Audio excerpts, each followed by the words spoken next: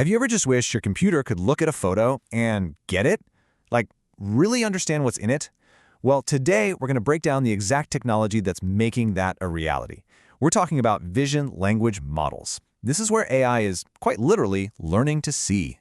And yeah, that's pretty much the whole idea in a nutshell. We're taking a huge leap beyond AI that only gets text. We're talking about an AI that can look at a picture, a chart, even what's on your screen, and then tell you all about it. It's the difference between just crunching data and actually perceiving the world. All right, so let's dive right in. What does it really mean for an AI to see and to speak? Think about it like this. Before, you'd have to describe a sunset to an AI. You type in, a sunset with orange and purple clouds over the ocean. But now, with these vision language models, or VLMs for short, you can just show it the photo. And it doesn't just see the pixels. It sees the colors, the composition, the vibe. It just gets it. So how in the world does this actually work? Well, it's a really fascinating mashup of two different kinds of AI. Let's pull back the curtain and look at the components. So this is the key. You've got two parts working together in perfect harmony. First, you have the vision encoder. Think of this as the eyes of the operation. It scans an image, figures out what objects are in there, what the scene is, how everything relates. Then, that understanding gets passed over to the language model, which acts as the voice. It takes all that visual info and just turns it into natural, human-like language. One sees, the other speaks. It's an incredible partnership, right?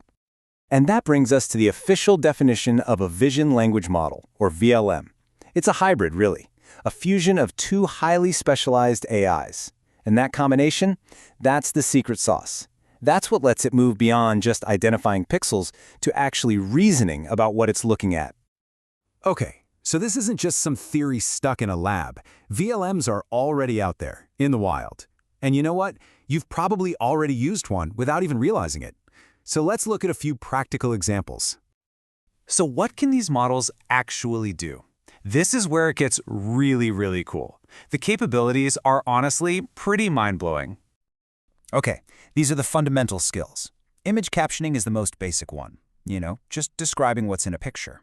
Then you've got visual question answering, or VQA, where you can ask specific questions like, hey, what color is that car in the background?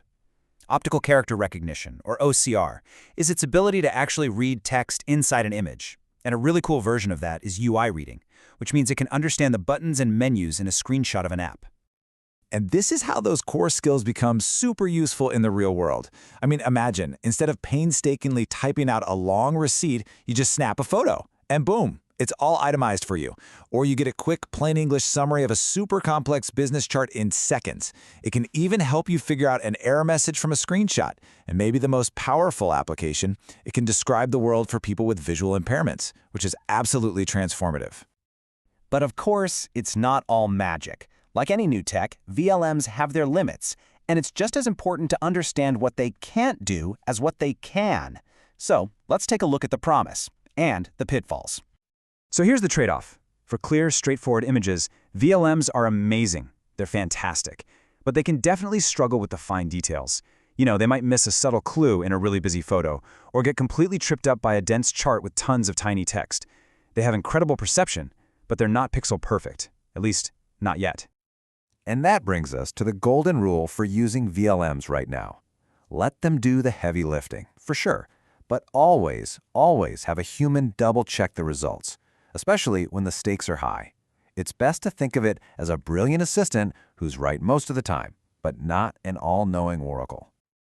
So we'll end on this thought. We are really just scratching the surface of what's possible now that AI has eyes. As this technology gets better and better, what new problems are we going to solve? What new frontiers will we ask it to look at? That's the really exciting question for the future. Thanks for joining me.